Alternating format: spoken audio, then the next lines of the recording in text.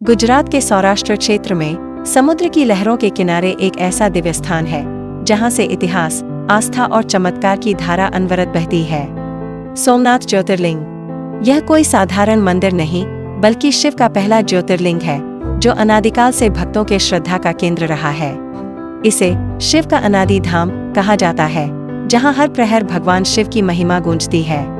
कहते हैं यह वही स्थान है जहां स्वयं चंद्रदेव ने घोर तपस्या की थी, क्योंकि उन्हें राजा दक्ष ने श्राप दिया था कि उनकी चमक धीरे धीरे खत्म हो जाएगी।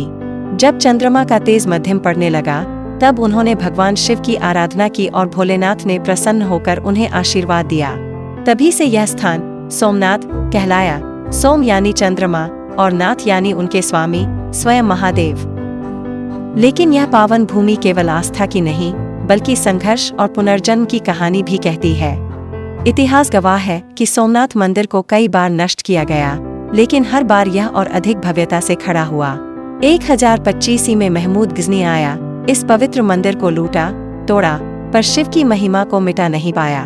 फिर आए दिल्ली के सुल्तान अलाउद्दीन खिलजी और औरंगजेब, जिन्होंने इसे बार बार नष्ट करने की कोशिश की, लेकिन हर बार भक्तों की आस्था और शिव की कृपा से यह मंदिर फिर से खड़ा हो गया। अंततः 1951 में जब भारत स्वतंत्र हुआ तब सरदार वल्लभ भाई पटेल और के.एम. मुंशी के प्रयासों से इस मंदिर का भव्य पुनर्निर्माण हुआ। आज यह मंदिर उसी गौरवशाली आस्था का प्रमाण है जिसे कोई भी ताकत मिटा नहीं सकती।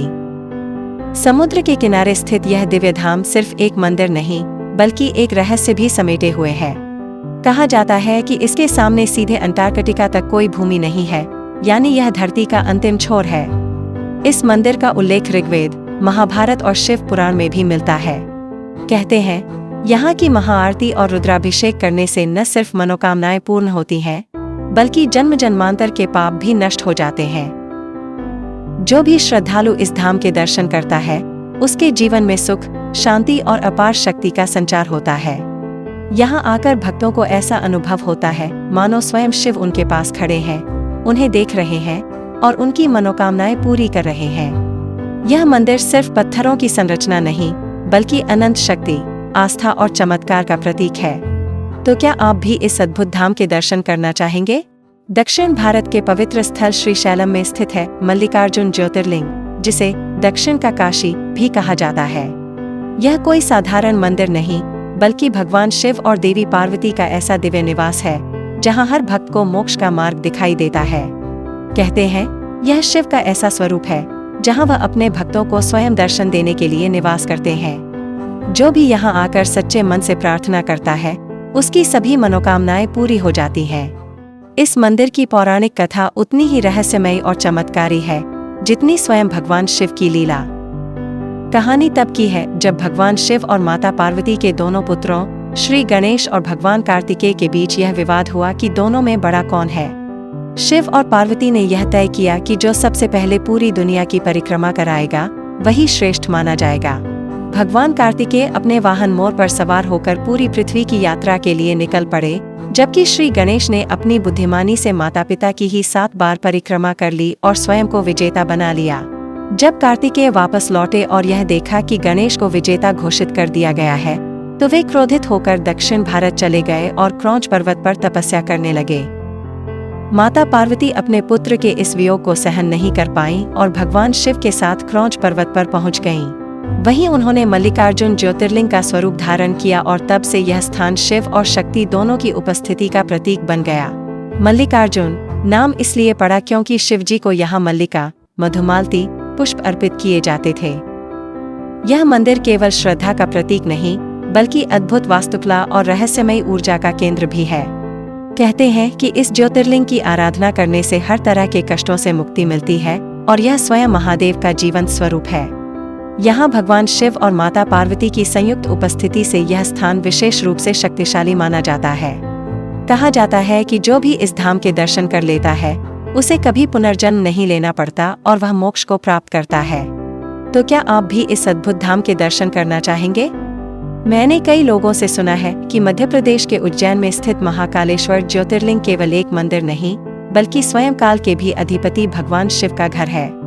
उज्जैन, जिसे प्राचीन काल में अवंतिका कहा जाता था, एक ऐसा नगर है जहां धर्म, इतिहास और चमत्कारों की अनगिनत कहानियां बसती हैं। यही वो जगह है जहां महाकालेश्वर ज्योतिर्लिंग स्थित है, शिव का ऐसा स्वरूप जो कालचक्र को भी नियंत्रित करता है। कहते हैं महाकाल के दर्शन मात्र से जीवन के सभी संकट दूर हो जाते हैं और मोक्ष का मार्ग खुल जाता है। लोग बताते हैं कि इस मंदिर का उल्लेख महाभारत और पुराणों में भी मिलता है। एक कथा के अनुसार उज्जैन में दूषण नामक राक्षस ने भयंकर उत्पात मचाया था, जिसने ऋषिमुनियों की साधना में बाधा डालनी शुरू कर दी। तब भक्तों की पुकार सुनकर स्वयं भगवान शिव प्रकट हुए और अपने तीसरे नेत्र से उस राक्षस का संहार कर दिया। तभी से शिवजी ने यहाँ एक स्वयंभू ज्योतिर्लिंग के रूप में विराजमान होने का संकल्प लिया और महाकालेश्वर ज्योतिर्लिंग का प्राकट्य हुआ। एक और बात जो हर किसी से सुनने को मिलती है वो है इस ज्योतिर्लिंग की अनोखी भस्म आरती। कहते हैं कि महाकाल की यह आरती दुनिया में सबसे अलग है।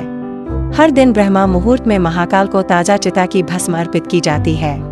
यह परंपरा सदियों से चली आ रही है और इसे देखने के लिए भक्त रात भर मंदिर के द्वार पर प्रतीक्षा करते हैं। मान्यता है कि इस आरती के दर्शन मात्र से सारे पाप नष्ट हो जाते हैं और व्यक्ति को जीवन में सफलता और समृद्धि प्राप्त होती है। मुझे यह भी सुनने को मिला कि महाकालेश्वर ज्योतिर्लिंग का एक और अनोखा पहलू इसका दक्षिणमुखी होना है। कहते हैं कि यह ज्योतिर्लिंग अन्य सभी ज्योतिर्लिंगों से अलग इसलिए है क्योंकि यह दक्षिण की ओर मुख करके स्थित है। शास्त्रों के अनुसार दक्षिणमुखी शिवलिंग अत्यंत शक्तिशाली होता है और इसका पूजन करने से समस्त दोष समाप्त हो जाते हैं। कई लोग बताते हैं कि जो भी महाकाल के दरबार में सच्चे मन से प्रार्थना करता है उसकी सभी मनोकामनाएं पूरी हो जाती हैं। कहा जाता है कि यहाँ आने से व्यक्ति को काल का भय नहीं रहता, क्योंकि स्वयं महाकाल अपने भक्तों की रक्षा करते हैं। जब भी किसी को महाकाल के बारे में बोलते हुए सुनता हूँ तो ऐसा लगता है कि जीवन में एक बार उज्जैन जाकर उनके दर्शन करना ही चाहिए। क्या आप भी महाकाल की नगरी में आकर उनका आशीर्वाद लेना चाहेंगे? मैंने कई लोगों से सुना है कि मध्य प्रदेश के खरगोन जिले में नर्मदा नदी के पवित्र तट पर स्थित ओंकारेश्वर ज्योतिर्लिंग केवल एक मंदिर नहीं बल्कि स्वयं भगवान शिव का दिव्य धाम है।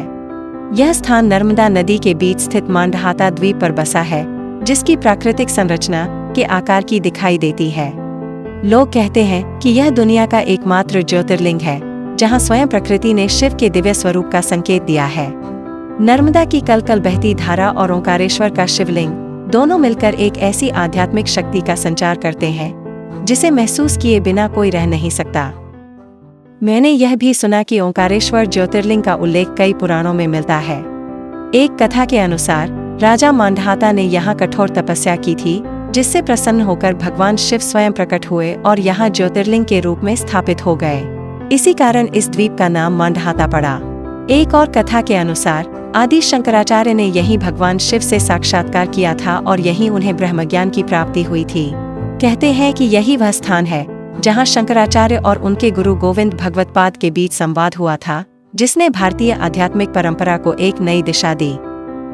लोग बताते हैं कि ओंकारेश्वर ज्योतिर्लिंग की विशेषता यह है कि यह केवल एक नहीं बल्कि दो रूपों में विराजमान है, एक ओंकारेश्वर और दूसरा ममलेश्वर।